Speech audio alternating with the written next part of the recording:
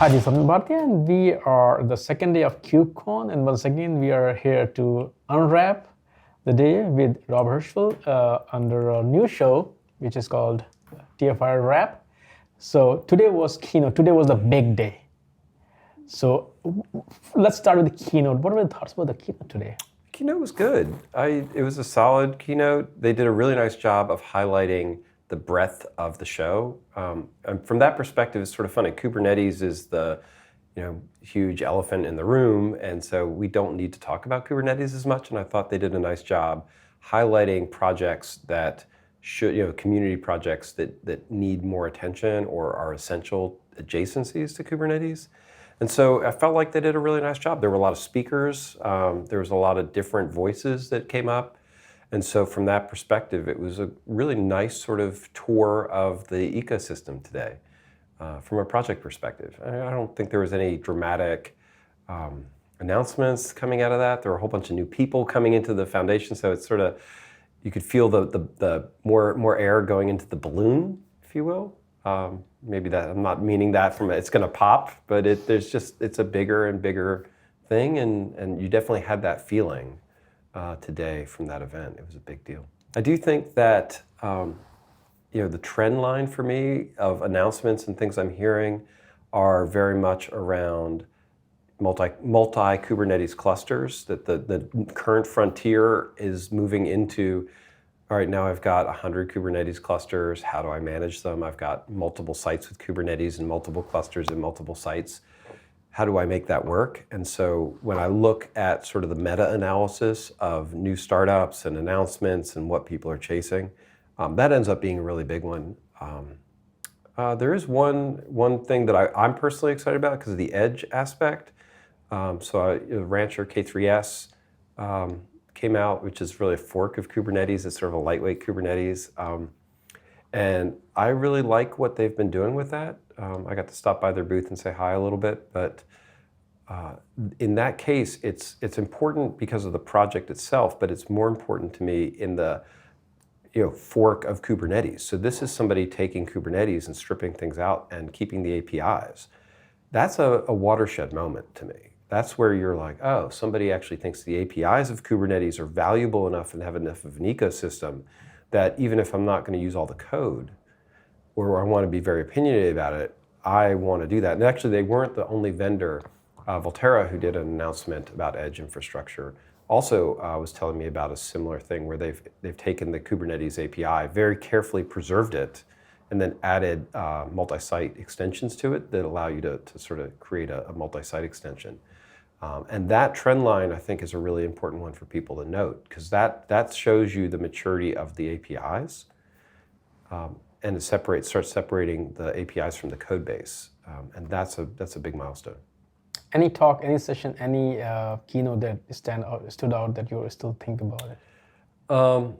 It's interesting. I really liked the Derek Carlson talking about NATs, and it sort of is an interesting thing from that perspective because he has this long history, and so this is this sort of little project that's just gone a long time. He talked for longer than other speakers, and that was a little confusing to me. But I thought he did a good job laying out sort of how things were going. And it's funny to think back. This is a project that wasn't in Go originally. It was written something else, and so there's longevity. And I think we underestimate the value of longevity. And that was sort of my takeaway from this. It's like, okay, when something's 10 years old as a project, it really has gotten a lot of use cases, a lot of things banged out, and it's very different than some of these new projects where it's like, all right, we're version 2, oh, yay. That's a mix. But I think there were a lot of really solid performances. I kept thinking, wow, that's a really important project. Wow, they've made a lot of progress. And that's, when that's a consistent theme, that in itself stands out. Among all this consistency, did you find any inconsistency? What am I talking about? Among all this consistency, did you find anything inconsistent that you're like, oh, that was not expected? I wasn't surprised by that as much as the challenge of vendoring, not vendoring. And so in a lot of these cases, we're highlighting things where some of the hot goss on the floor is, oh wait, that's really a single vendor project, or they're not playing well with these other people. And that stuff stays behind the curtains pretty well, but it was very interesting to see some of the vendors, some of the project leads definitely presented more vendored than other ones. And I'm not saying vendoring's bad. Actually, I have there's long conversations with everybody here about open source and open core, and how the ecosystem should grow. And we have to acknowledge vendors are a part of that. That's who's paying all the bills. And at the same time, it's an interesting balance to see how people approach community. What do you think is CNCF doing? Because now a lot of projects, they just want to get into CNCF through sandboxing, because that actually works as a marketing tool for them, that, hey, we are an incubation project in CNCF, but it's, as you say, it's more or less like one or two vendor project. So this one of the things I like about CNCF is that they are tolerant to competitive projects, right? So we have like Linkerd and Istio, clearly have overlap, although different, sort of specialties. And so CNCF has embraced the fact that we're going to have competition. That's great. I think that's a really healthy thing to do. The challenge you get into is the landscape effect, where your landscape and your logo walls become so packed that it's just the individual logos have no value. Even at the platinum levels, there's becoming so many vendors on that list that it's not a logo value. It might be a community value. And I think we saw this when I was on the OpenStack board, and some of the things we saw in OpenStack, people were really jockeying to get their logos up in front because they thought that would bring them a lot of value, and not thinking through that it was really a community statement, not a vendor statement. And I don't know that we're making the same mistake here, but I think companies need to be aware that just buying their way into the CNCF or any foundation board isn't necessarily a marketing statement. It really should be a community statement. We have seen, you gave example OpenStack. They've kind of stabilized. They have the user, there was a hype cycle. The hype cycle is over, and we have seen this over and over again. Yeah.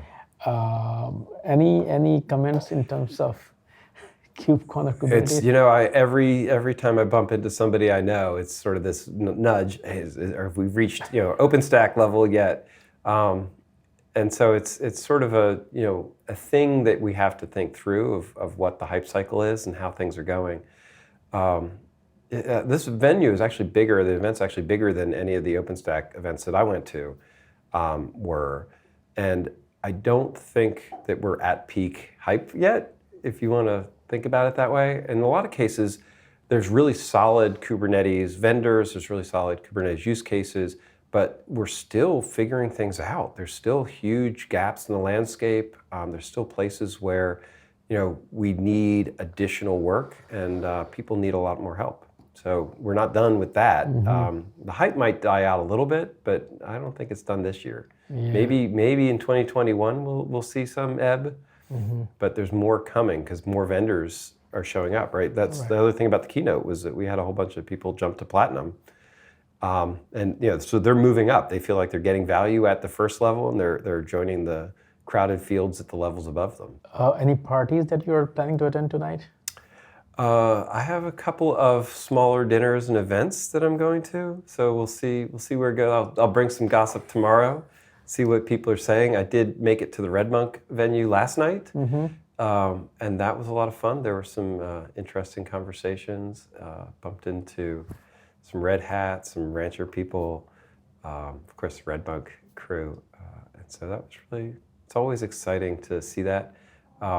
Catch up on the behind the scenes stuff, things I can always share, but interesting things coming. I can give a shout out to my good friend John Willis, Bachagaloop, who joined Red Hat and seems super stoked about what he has in mind and how things might go. And I won't steal any thunder from him, but it's nice to see people really excited about what they're doing in the vendors. And that's true when I talk to people from Google, people from Microsoft, people from VMware, Dell. I've been around the industry a bit, so you can bump into people, and that's the thing. It truly is a high level of enthusiasm. One funny observation, I was talking to Sam Charrington, who runs an AI podcast, does some amazing work in the AI ML space. And we were trying to talk over the noise in the convention hall, and we looked up and it's a tent, which is causing a lot of echoes. And we're like, this is literally an echo chamber. And that's a little bit how it felt, right? A lot of enthusiasm, but there's a degree of like, okay, we're in the echo chamber, and of course there's a lot of enthusiasm. So it's good to bring some, grounding into the environment. Right.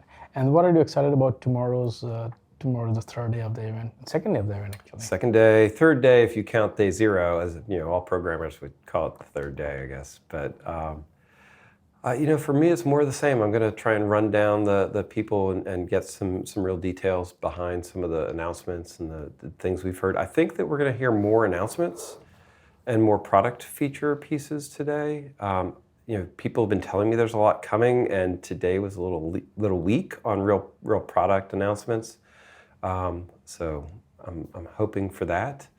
But for me, it's more hallway tracks. So I'm going to see if I can pull something interesting out and share it with everybody else.